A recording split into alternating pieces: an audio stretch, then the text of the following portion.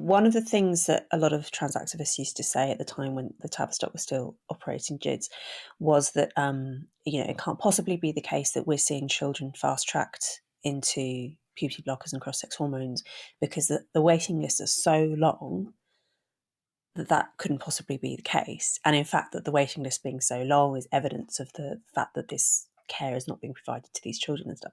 And I always thought at the time, like, are the waiting list not really long because there's been this massive explosion of social contagion? And so you'd expect a massive increase in demand for a service that isn't very elastic because it's the NHS, right? But I imagine that from the inside of the service, those very long waiting lists probably did lead to clinicians being really overstretched and maybe cutting corners and not having the time.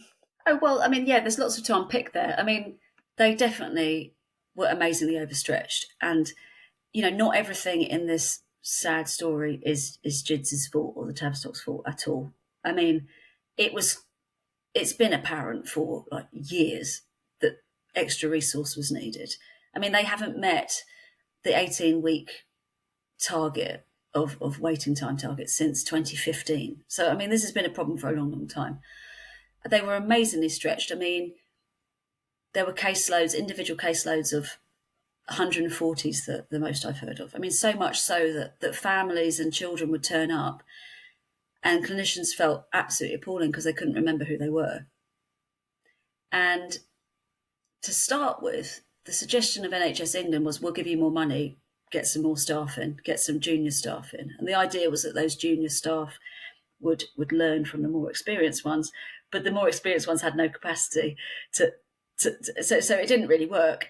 And you needed people with experience to work with this complex patient group. I mean, I don't say that to pathologise, but group service users, which whatever we want to use. But in terms of you can't rush people through because they've been on a waiting list for years. Well,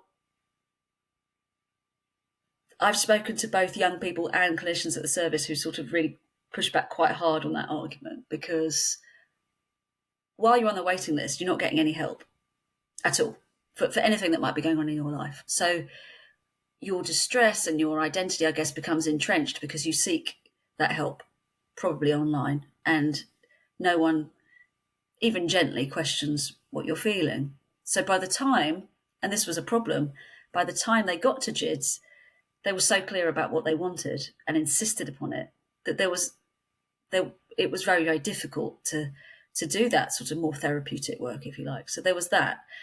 The waiting list also put pressure on the clinicians to process quickly because they knew that there were just so many people wanting to see them. So just get them through.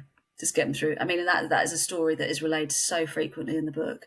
And one clinician, Natasha Prescott, said that she found herself at one point just thinking, identifying with the nurses at mid-staffs, the crisis at Mid-Staffordshire Hospital. And she said, at what point do you spread your resources so thinly that we're doing everything we can to provide a service, but the service itself is now unsafe? Like, what's the goal here? Because giving puberty blockers is easy, right? It's just you write a prescription and it's kind of low time intensity for the clinicians to choose that path. I mean, this sounds awful, but when a young person, so GIDS never prescribe, they refer on to the endocrinologist, which is also a very strange setup, but endocrinologists at either Leeds General Infirmary or University College London hospitals would do the prescribing.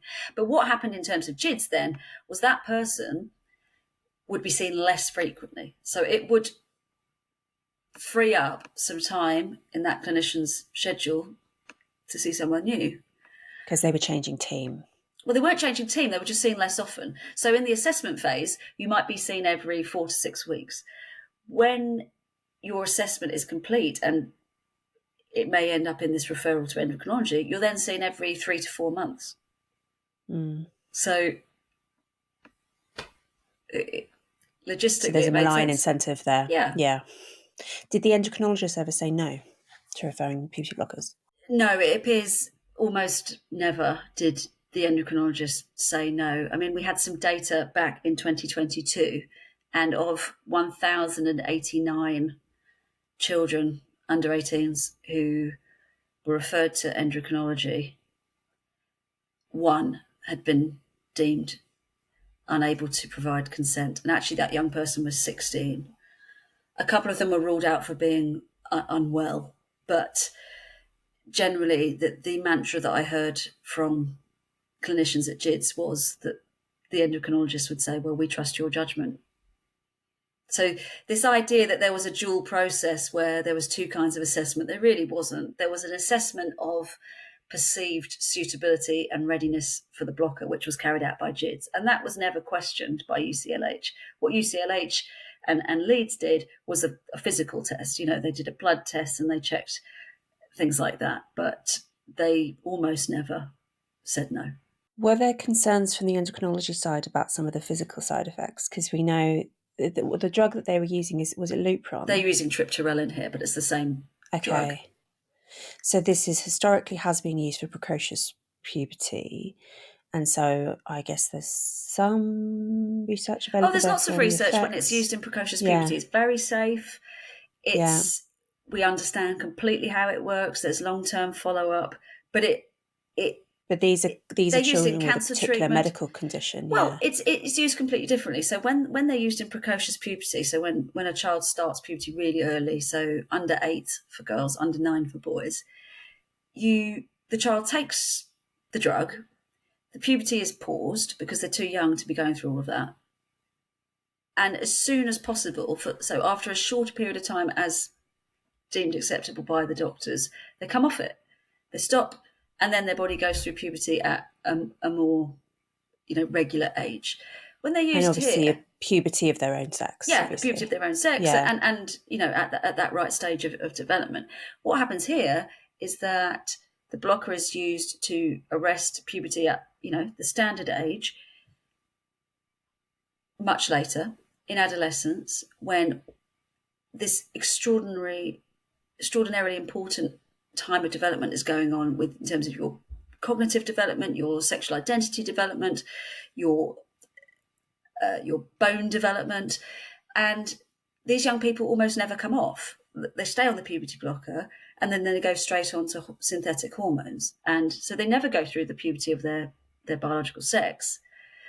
And so this is what Hilary Cass is saying. And this argument is often employed by some in the trans community and their supporters, that this is somehow discriminatory, that the only children the drugs are being banned for are trans children. But that's not how medicine works. I mean, Hilary Cass has said this was a huge leap beyond what we would usually do in medicine. Like we prescribe off-label all the time to children because we don't tend to test drugs on children. But usually it's just we'll give a smaller dose than to adults. We don't just allow a completely different usage to treat a different condition, and that they function in a very different way. And for which, frankly, those working in gender care have completely failed this population by not conducting proper research. What age would the kids then be allowed to have the cross-sex hormones? At 18? No. So it was a bit of a fudge. It was around their 16th birthday, which GIDS clinicians would interpret as 15 and 9 months, not younger. And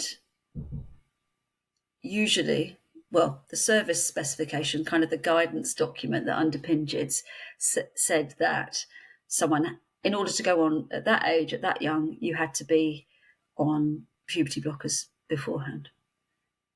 I'm not sure that always happened, but that is what the guidance said.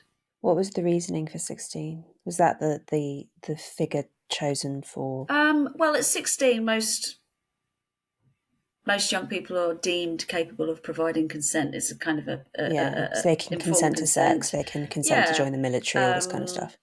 There was also a safety argument that across the world there wasn't really any data on their use in younger children.